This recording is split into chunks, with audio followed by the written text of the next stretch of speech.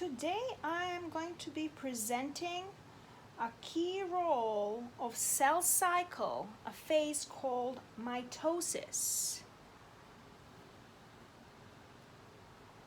Mitosis is important for several functions that cells have, and one of them is how one organism is developing from single cell into a multi-functional, multicellular organism.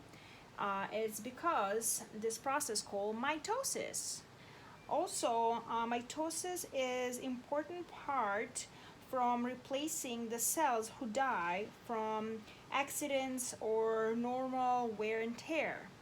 Mitosis plays an important role in the process of cell cycle, and mitosis have several phases, like you can guys see here. Mitosis is actually has this phase called interphase, and interphase has important function because interphase itself has three different phases.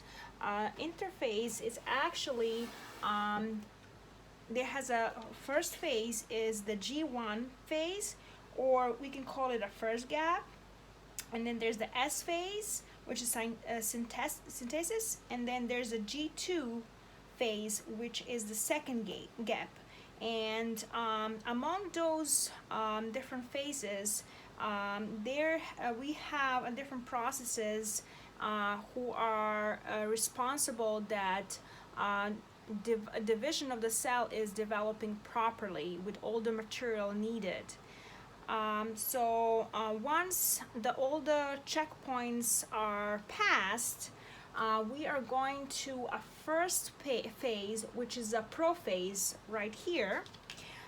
The first phase, it's actually where the early mitotic spindle is formed, and from the two centrosomes. And centrosomes, as you can see here, there are two of them, and we have the chromosomes. They are actually duplicating in their interphase inside the nucleus, and then we also have this is the start phase, and then this is the prophase. We have the centromeres, which is inside the nucleus, and this is where the two sister chromatids are forming from one chromosome. The next phase after that is the prometaphase. This is where the nuclear envelope is diminishing, and we can actually have forming the kinetochore. Those are what actually holds two sister chromatids together, and then also you can see how they are kind of forming in the center of the cell, and the two centrosomes are on the opposite sides of the cell. Third phase is called a metaphase. Metaphase is important for several things. The sister chromatids are actually forming right in the middle here, and right now, they're forming the metaphase plate. And centromeres, like I said, they are on the opposite side of the cell, and the chromatids have arrived in the middle, and for each chromosomes, the kinetochores of the sister chromatids are attached to a kinetochore in the middle, and the microtubules, they are coming from the opposite cell and opposite sides, and they're attaching to each sister chromatid. And after that, we are going to a next phase.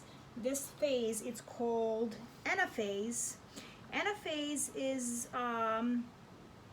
really the shortest stage. It just lasts for several minutes, where the sister chromatids are pulled apart from each other to the opposite sides of the cell, and the cell elongates, so it becomes a longer. You can see how it's not circle shaped no more. It's kind of getting to be a little longer, and by the end of the anaphase, two ends of the cell have the equivalent and complete collection of the chromosomes, so they will have like an equal number of the chromosome on each side.